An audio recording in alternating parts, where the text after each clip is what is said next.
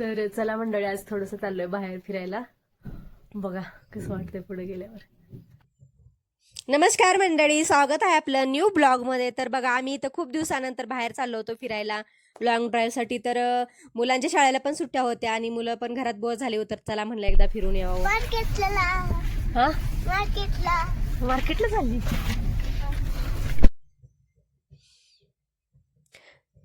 तर स्वराला तर खूप आनंद होता असं कुठं बाहेर जायचं म्हटल्यावर. तिचा आनंद गगनात मावनात असं झालंय. खूप खुश झाली स्वरा.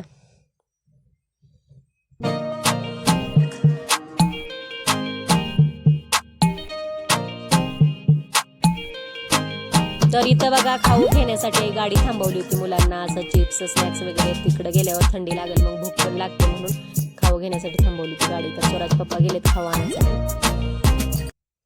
काय सांगितलं पप्पाला खावा नाही? काय खाऊ घ्यायचं तुला? काय खावा नाही पप्पा? मम्मा आहेत ना, पप्पा कवा येणार मग खाऊ घेऊन? काय ना सांगितलं? मामा मी नाही म्हटलं पप्पा आपल्या मनातलं सांग. तर बघा, इथं खाऊ आणलाय, भरपूर खाऊ आणलाय मुलांसाठी. तर बघा, इकडं पुढच्या पहाडीवरचा व्ह्यू कसा दिसतोय. तर सिटीचा व्ह्यू बघा कसा दिसतोय पूर्ण. आम्ही जिथे राहतो त्या सिटीचा वरती आल्यावर बघा कसा व्ह्यू दिसतोय. एकदम भारी दिसतोय, पूर्ण सिटी दिसते असं वरती हाईटवर आल्यावर. तर इथं नदी पण आहे बघा. नदीचा वरचा बर्फ जमलेला आहे वरच्या साईडने आणि खालच्या बाजूने पाणी वाहत राहतं बघा.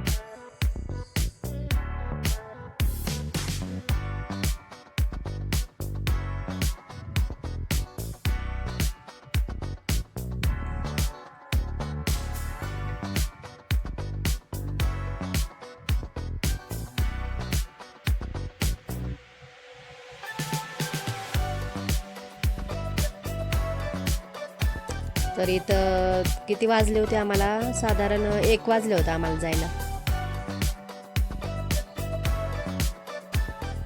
तर बघा कशी घर आहेत एकदम डोंगराच्या बाजूने कपारीनं. चारी बाजूनी डोंगरांमध्ये सिटी बघा. इथं दुकानं पण बंद आहेत बघा आता थंडीमुळं. तर दुकानं बंद करून काही लोक खाली जातात थंडीमुळं. मग अगदी मोजकेच दुकानं उघडी राहते ते थंडीमध्ये इथं. तर बघा, इथं साईडनं पूर्ण कंपाऊंड आहे.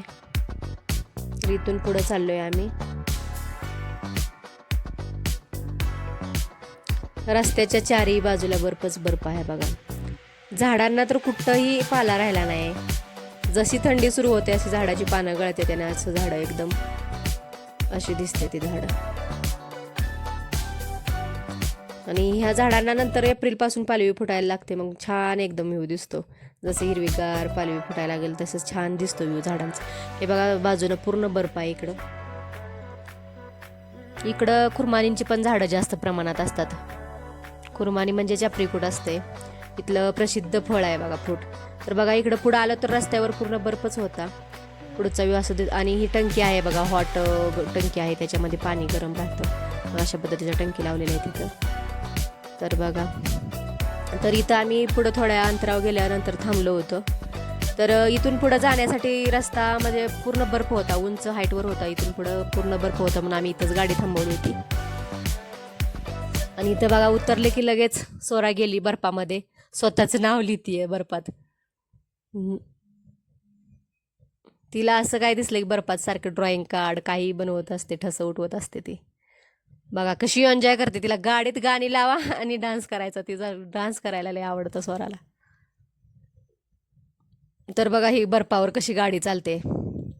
तर आम्ही तिथून गाडी वळवून नंतर इकडं आलो. जे की आम्ही चाललोय फुटबॉल ग्राउंड आहे इकडं, फुटबॉल स्टेडियम, तिकडे चाललोय आम्ही. तर ते एकदम हाईटवर आहे. आता इथून चाललोय तर बघा, एकदम रोड खाली आहे. रोडवरती एवढा बर्फ नाही, पण जसं उंचीवर जायला असं बघा कसा दिसतोय रोड.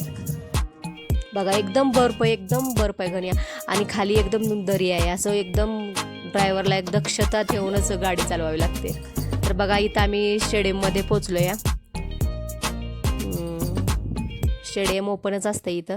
तर बघा, हे ॲस्ट्रो टर्फ फुटबॉल स्टेडियम अँडो पक्सुमचं आहे. तर इंडियाचं हे हायेस्ट स्टेडियम आहे बघा. तर हे फुटबॉल स्टेडियम 11,000 फीट एवढ्या उंचीवर आणि मीटरमध्ये म्हणाल तर 3,017 मीटर एवढ्या उंचीवरती आहे समुद्राच्या पासून समुद्र तळापासून.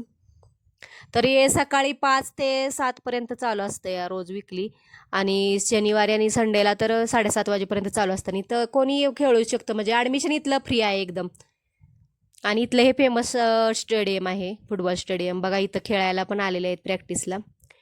तर हे बघा आर्टिफिशियल हे आहे, आर्टिफिशियल घास ते खाली दिसतंय, आर्टिफिशियल घास आहे, पूर्ण गवत आहे ते.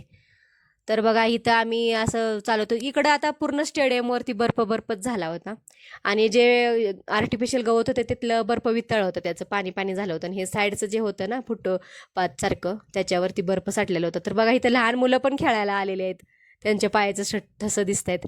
तर इथं स्वरा बर्फ उचलला होता थोडासा, तर इथला बर्फ जरा वेगळाच होता. तर स्वराच्या हाताला थंडी लागत होती, पळत आली होती मम्मी थंडी लागते म्हणून. तर इथला बर्फ असा गोळा बनत नव्हता, असा हातात घेतला की वाळूची रेती कशी असते तसा बनला होता. चल चल लवकर, काय करताय एकटंच गाडीत येऊन? बघायला गार नाही लागत, चल लवकर, चल चल चल चल लवकर जा. तर इथं बघा फोटो काढायचं चालू आहे, श्रीचं फोटोशूट करतोय. तर आलो तो होतं तर म्हटलं चला सगळी थंडी बिंडी विसरून आमचा एन्जॉय करायचं चालू होतं इथं बर्फामध्ये. हाताला तर थंडी लागत होती पण म्हटलं चला थोडंसं एन्जॉय करूया. बर्फ हातात येत नव्हता, हातात म्हणजे त्याचा गोळाच बनत नव्हता, असं रेती कशी वाळूच्या हातात विसरते तशी विसरत होती. स्वरा बघा कशी बर्फ मारा कळते मला. तर इथं खेळाडूला त्याच्या मनाची चांगली तयारी करूनच यावं लागते. बघा हे आहे स्टोरीवर, इथं रेग्युलर येतात प्रॅक्टिससाठी. इथं म्हणजे टायमिंगच आहे त्याचं, 5 वाजल्यापासून संध्याकाळी 7 वाजता कोणी येऊ शकते. इथं बघा प्रॅक्टिस करतायत काही मुलं येऊन. छान आहे बघा, स्टेडियम मोठा आहे आणि हायेस्ट स्टेडियम आहे. इथं डोमेस्टिक होतात, स्टेट लेवल मॅचेस होतात. काय खायचं मग तुला? चिप्स खाऊन घ्या आधी, नंतर मॅगी बनवून खायचं. चिप्स खातो पर्यंत.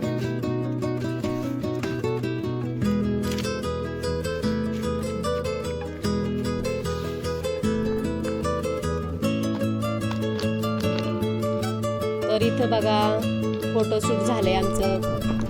स्टेडियम पण पाहून झालं, फिरून झालं स्टेडियममध्ये.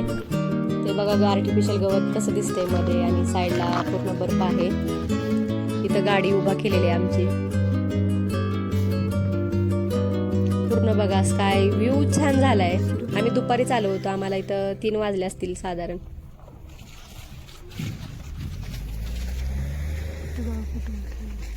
सूर्य डोक्यावर आला. तर आम्ही रिटर्न निघालो होतो.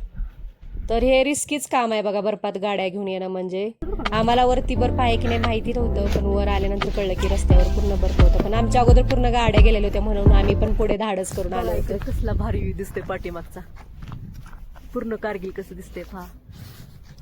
बघा इथं सूर्य काय भारी दिसतोय व्ह्यू आले.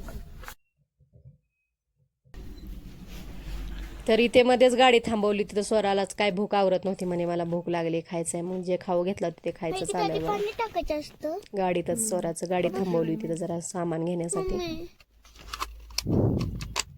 किती वेळ ठेवायचं असतं? काय 2 मिनिटं. बंद कर.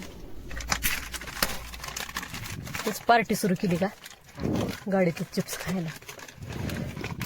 बघ सोरा, मम्मी ह्याला तिथंच ठेव, परत टाकायचं. खावा. तुम्ही पण येऊन खावा, तुम्ही पण येऊन खा आमच्या संग, तुम्ही पण येऊन खा आमच्या संग. कचरा असा फेकायचा नसतो, घरी नेऊन ठेवायचा. मम्मी हे तर छान वास येते.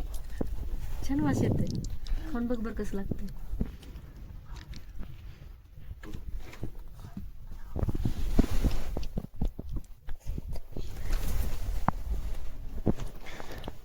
कसं लागतंय तिथं? थोडं छान लागते तरी पण एवढं छान नाही. छान ना, मग कसं खाती? भूक लागली.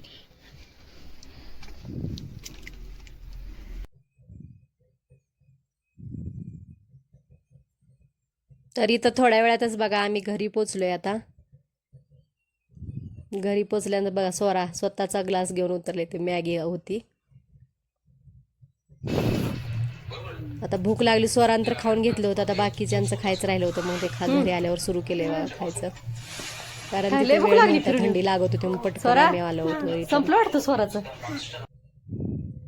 तर इथं मी संध्याकाळी आम्ही येताना मासं घेऊन आलो होतो, तर मासं बनवायचं चाललंय माझं बघा. इथं मासं छान नमक आणि बाजरीचं पीठ लावून धुवून घेतलं होतं मी, आणि त्यालाच मी आता आलं लसूण कोथिंबीरची पेस्ट लावून चोळून घेतली, हळद टाकून घेतली, आणि त्यामध्येच गरम मसाला, हळद, धनिया पावडर, लाल तिखट आणि ब्लॅक पेपर पावडर मी टाकून घेतले मसाले. हे मसाले लावून घेणार आहे मी व्यवस्थित हाताने. असे मसाले लावून घ्यायचे व्यवस्थित, पिसला म्हणजे छान लागले जातात. चोळून चोळून घ्यायचे व्यवस्थित, मसाला लागतो. त्यामध्येच मीठ राहिलं होतं, मीठ टाकले मी चवीनुसार. तर हे मसाला लावून मुरवून ठेवायचं आहे अगोदर आपल्याला, मसाला लावायचा आणि किती साधारण 5-10 मिनटं ठेवायच्या साईडला. मग त्यानंतर मी ह्याच्यात रवा घेतला आहे, रव्यामध्ये बुडवून मी मग तळणार आहे, याला फ्राय करणार आहे बघा. रवा लावून घेते मी साईडला पिसला. असं रवा लावल्यावर मासं क्रंची बी होतात आणि ऑइली होत नाहीत जास्त, आणि चव पण छान लागते त्याची. तर इथं तेल गरम झालं आहे बघा, मी 2-2 पीस असं तळायला घेतले. तर मी तर जास्त तेल घेत नाही, कारण तेल जास्त घेतलं की वाया जाते, मग त्याचा काही उपयोग होत नाही, म्हणून मी कमीच तेलात तळण्याचा प्रयत्न केलेला आहे. तर बघा असं गोल्डन होईपर्यंत तळून घ्यायचं आहे आता आपल्याला मासं. तर मी असं तळून काढून घेतलेलं बघा. इकडं तळत तळत आहे तोपर्यंत मासं मस्त झालं होतं. जेवढं शिल्लक राहिलं तेवढ्याचं मी प्लेटिंग करून घेतलंय बघा. तर कसा वाटला आजचा व्हिडिओ? थँक्यू.